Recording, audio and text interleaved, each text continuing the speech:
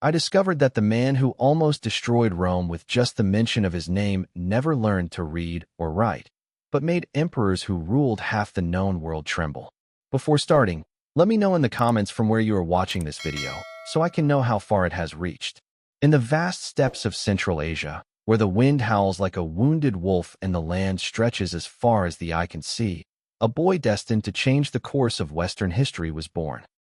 There is no precise record of his birth, but historians place the event around the year 406 after Christ, somewhere between the Danube River and the Caucasus Mountains. His name was Attila, which in the Hunnic language meant little father, an irony of fate considering that he would grow to become the most terrifying nightmare that Roman emperors ever stayed awake fearing. Attila's childhood passed in a world completely alien to Mediterranean civilization. The Huns were a nomadic people, born warriors on horseback, raised from the cradle to shoot arrows at full gallop and survive with the bare minimum. They did not have cities, they did not build stone monuments, they did not record their deeds on carefully preserved parchments. Their history was transmitted orally, in epic songs around campfires burning under infinite skies. They lived in felt tents, fed on horse meat and fermented milk, and measured a man's wealth not in gold, but in cattle and wives. But Attila was not an ordinary Hun. From a young age, he showed exceptional intelligence that transcended the limitations of his illiterate education. He observed, learned, and calculated. While his peers were content with traditional raids and tribal fights, Attila studied his enemies. During his youth, he spent time as a political hostage in the court of Ravenna, capital of the Western Roman Empire. This experience was fundamental. There, the young barbarian witnessed firsthand the decay eating away at the once invincible empire. The corruption of its officials, palace intrigues, the weakening of its legions now mostly composed of barbarian mercenaries, the division between East and West. When he returned to his people, Attila had something no other Hun leader had ever possessed: deep understanding of the civilization he intended to conquer. He knew its weaknesses, its fears, its internal divisions, and he was ready to exploit them all. Attila's rise to power was not immediate. Initially, he shared leadership of the Huns with his elder brother, Bleda. Both inherited the tribal throne in the year 434, after the death of their uncle Rugila, who had begun the process of unifying the scattered Hunnic tribes into something like a coherent empire. For nearly a decade, the brothers ruled jointly, expanding their territory and pressuring Roman borders. But in the year 445, Bleda died under mysterious circumstances. Official chronicles mention a hunting accident. Rumors whisper fratricide. The truth was lost to time, but the outcome was clear. Attila became the sole ruler of the Hunnic Confederation and could finally implement his vision without restrictions. His first measure was revolutionary. Attila completely unified the Hunnic tribes under a single centralized command, unprecedented among the nomadic peoples of the steppes. He imposed iron discipline, organized his forces according to almost Roman military principles, and established a system of tributes that could support a permanent army. Under his leadership, the Huns ceased to be merely opportunistic raiders to become a coordinated military machine capable of sustained strategic campaigns. And then he unleashed hell on Europe. The year 447 marked the beginning of terror. Attila launched his first major campaign against the Eastern Roman Empire, crossing the Danube with an army estimated at 100,000 warriors, an astronomical number for the time. City after city fell to his relentless advance. Margus, Viminatium, Singidunum, names resonating with centuries of Roman history, were wiped off the map in weeks. Chroniclers of the time described apocalyptic scenes: walls torn down, temples desecrated, entire populations massacred or enslaved. But the most terrifying thing was not only the physical violence, but the psychological terror Attila deliberately cultivated. He allowed survivors to escape to spread tales of horror, amplifying his reputation. Refugees spoke of warriors who rode as if they were extensions of their horses, who shot arrows with deadly precision while galloping, who appeared out of nowhere like black smoke and vanished just as quickly. They described Attila himself as a demonic figure, short in stature but with piercing eyes that seemed to see through souls, a voice that thundered orders in multiple barbarian languages, a presence radiating absolute authority. The Eastern Roman Empire, then ruled by Emperor Theodosius II, found itself utterly incapable of halting the devastation. Its armies were repeatedly defeated in open battle. Constantinople itself, the great imperial capital with supposedly impregnable walls, trembled at the prospect of a Hunnic siege. The city's triple defenses, which had withstood countless attacks over the centuries, suddenly seemed inadequate against the threat of facing Attila. Theodosius chose the option many considered humiliating but pragmatic. He bought peace. Negotiations resulted in the Treaty of Anatolius, signed in the year 448, which forced the empire to pay an annual tribute of 700 pounds of gold to the Huns. 700 pounds, the equivalent of more than 200 kilos of the precious metal, a devastating economic hemorrhage for an already financially exhausted empire. But Attila was not satisfied with simply extorting the East. His vision was broader, more ambitious. He began to intervene directly in Roman politics, supporting factions, demanding the handover of refugees who had escaped his domain, insisting that the Romans refer to him not as a tribal king, but as an equal, an emperor of his own steppe empire. A particularly revealing anecdote occurred during the peace negotiations. The imperial envoy, an official named Priscus of Panium, was received in Attila's mobile camp. Priscus expected to find a primitive, dirty, disorganized barbarian camp. Instead, he discovered a surprisingly sophisticated court. Attila ate on wooden plates while his generals used silverware looted from Rome, a deliberate demonstration of moderation and leadership. He spoke eloquently on philosophy and justice, argued with relentless logic about his people's rights and Rome's obligations. Priscus was deeply impressed, and his writings provide one of the few balanced contemporary descriptions of the Hun leader. He described him as a man of medium height, broad chest, large head, small and piercing eyes, sparse beard, flat nose. But beyond physical appearance, Priscus noticed something more significant. Attila possessed natural charisma, unquestionable authority, and a strategic intelligence rivaling any Roman general. For nearly 3 years, Attila maintained peace with the Eastern Empire while consolidating his power. But in the year 450, everything changed. Theodosius died after falling from his horse, and his successor, Marcian, adopted a radically different stance.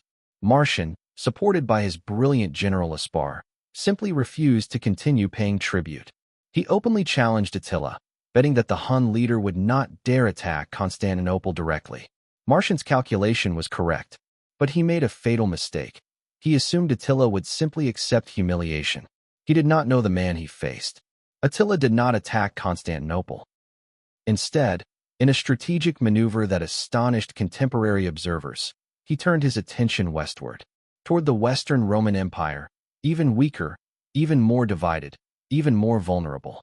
And he found the perfect pretext for invasion in the most unexpected place: a letter from the Western Emperor's sister. Honoria, sister of Emperor Valentinian III, lived virtually imprisoned at the court of Ravenna. She had been caught in a sexual scandal with a court chamberlain, and her brother had essentially placed her under house arrest, promising her in marriage to an elderly, harmless senator. Desperate, she committed an act of madness or genius, depending on one's view. She sent her engagement ring to Attila along with a letter asking him to rescue her. Attila, ever the opportunist, declared that the letter constituted a marriage proposal and that, therefore, he had the right to half of the Western Roman Empire as dowry. It was an absurd justification, transparently fabricated, but it gave him the excuse he needed. In the spring of the year 451, Attila crossed the Rhine with the largest army ever assembled by the Huns. Estimates vary wildly, from 100,000 to 500,000 warriors, but even the most conservative numbers suggest an overwhelming force. It was not only Huns. Attila had incorporated Gepids, Ostrogoths, Rugii, Syri, Heruli, Thuringians, Alans, Burgundians, and dozens of other Germanic and Sarmatian tribes.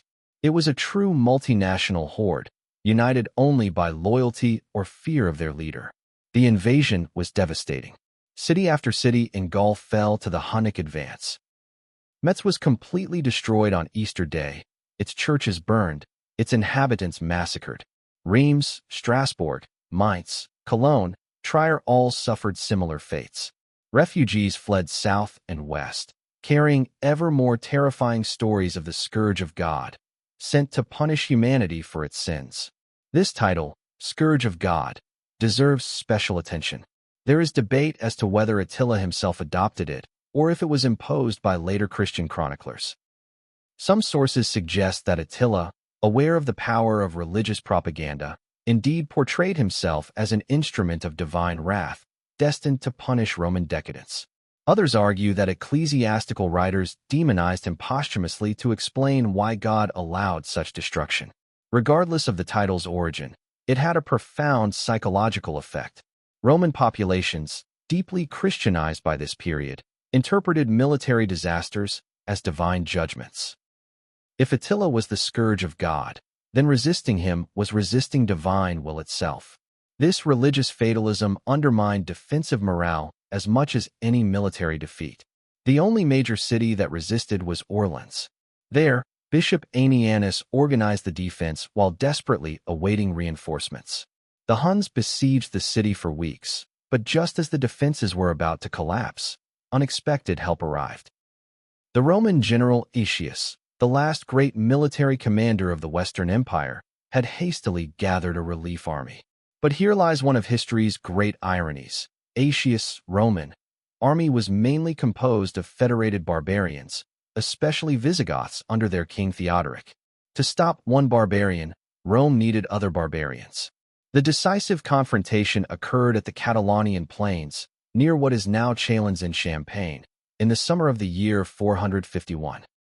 The battle was titanic, probably the largest fought on European soil up to that moment.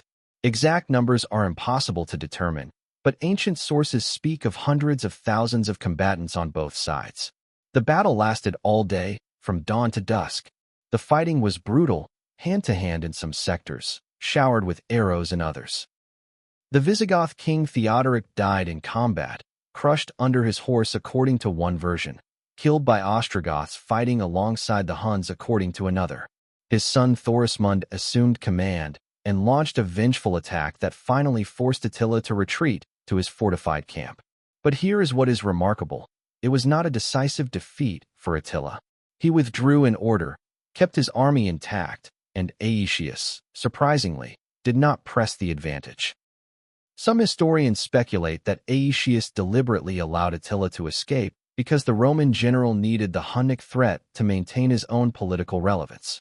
Without a credible external enemy, the Visigoths might turn against the weakened Western Empire. Attila interpreted the battle as a tactical draw. He had not conquered Gaul, but had not been destroyed either. He retreated across the Rhine with his army mostly intact, his prestige barely dented among his own followers. In the following year, he proved he had not given up on his Western ambitions. In the spring of the year 452, Attila invaded Italy. This time he did not seek indiscriminate looting, but specific strategic objectives. His army crossed the Julian Alps and descended upon northern Italy like a storm.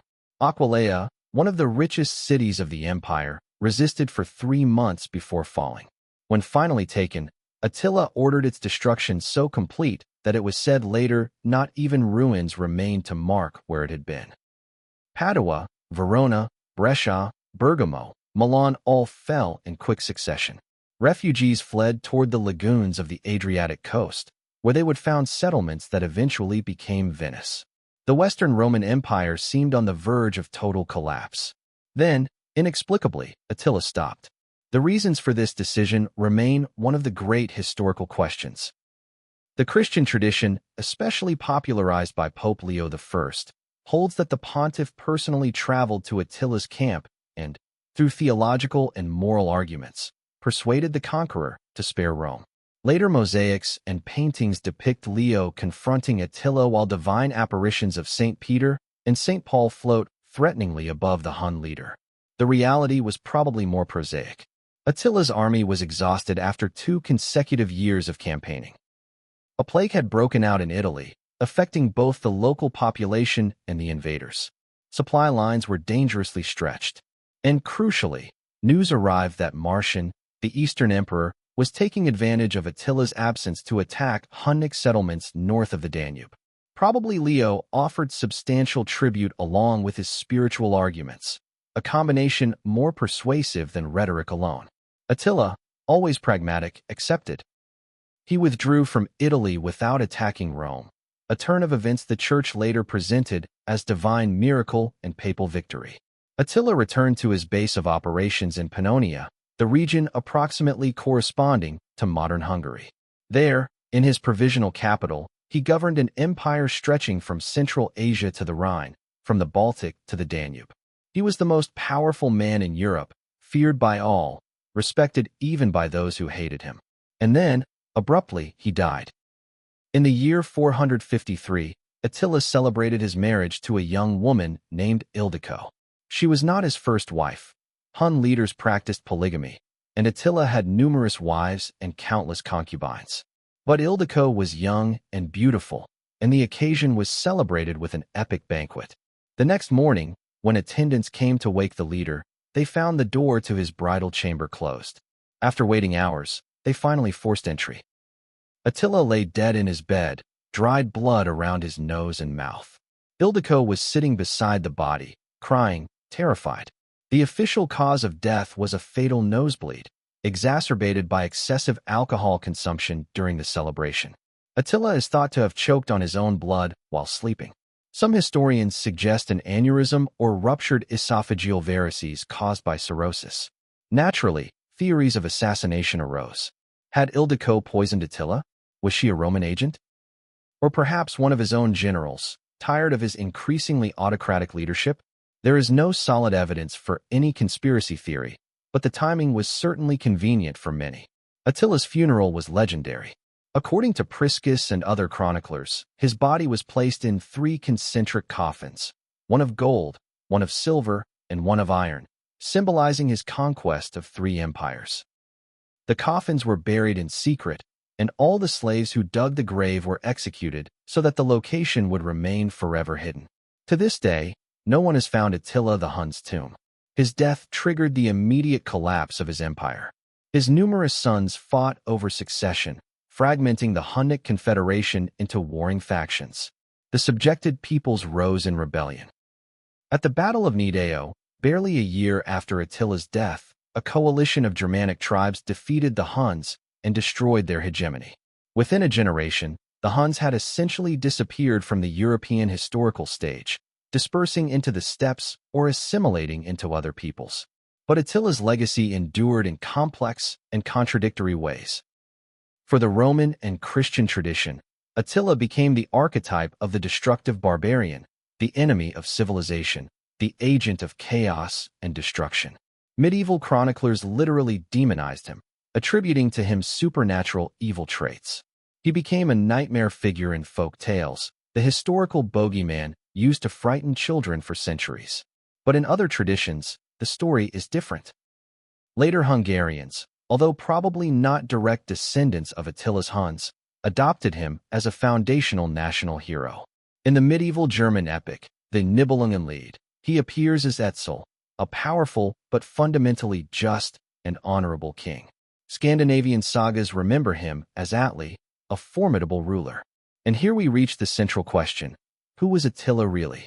Historical evidence suggests a much more nuanced figure than the one-dimensional monster of Roman propaganda. By the accounts of Priscus and other observers who truly knew him, Attila was a capable administrator who maintained iron discipline in his multinational army, a shrewd diplomat who skillfully manipulated Roman divisions with Machiavellian skill, a charismatic leader who inspired genuine loyalty in his followers. Hunnic laws under Attila were strict, but, by the standards of the time, relatively fair. He punished his own men for unauthorized violations and indiscriminate looting. He kept his word on treaties until the other side violated them first. He lived relatively modestly compared to Roman emperors, sharing campaign hardships with his troops. But he was also undeniably brutal.